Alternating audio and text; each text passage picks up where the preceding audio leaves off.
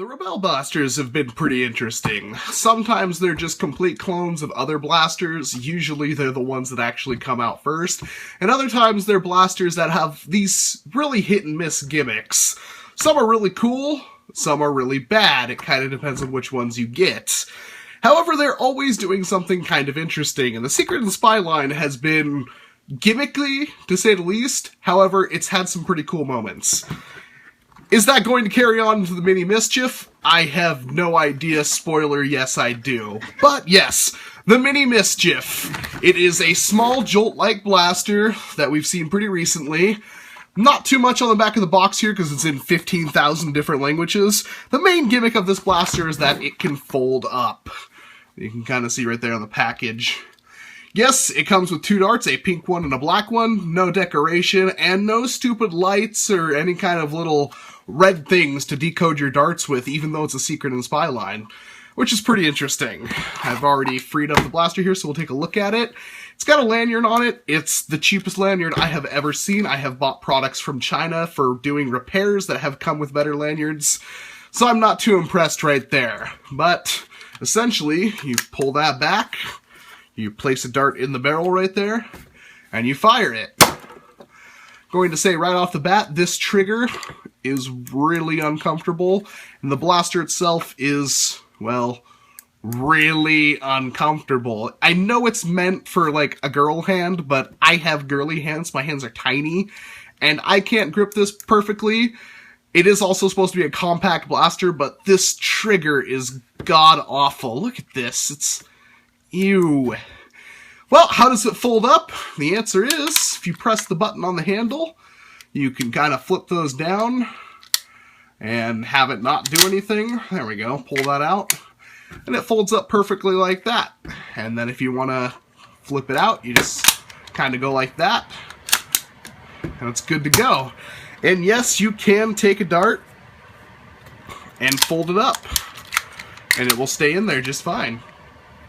Now, I normally don't want to talk about the practicality of things because I really like pistols and this is a pretty cool one, but this is so impractical, it ain't funny. It's not really that small.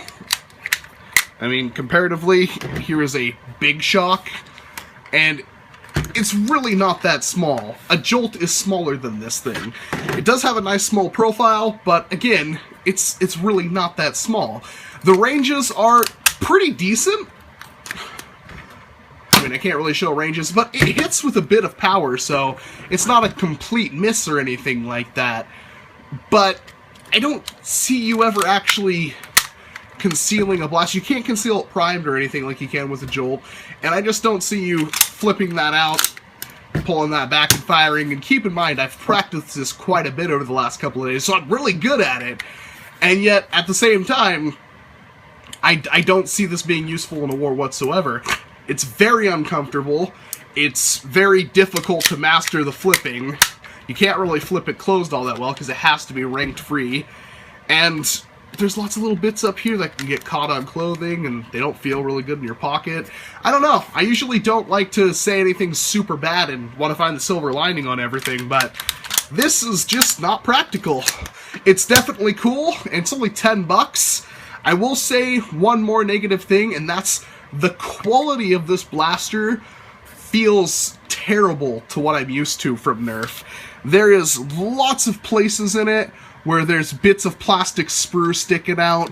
It feels different. It doesn't feel as solid as other blasters. I mean, it folds up and does all that crazy stuff, but it doesn't like a Jolt or a Big Shock in this case. This is really, really nice. Feels good in my hand. This ain't gonna break at all.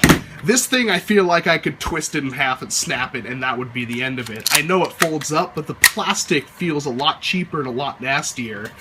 Again, it is only 10 bucks, so hey, you can't complain too much. And it's interesting. I'm glad to see new things coming from Nerf, but I don't see anybody whipping this out on the battlefield and taking somebody out with it. They would just pull out a Big Shock and, yeah, fire it once. That'd be done.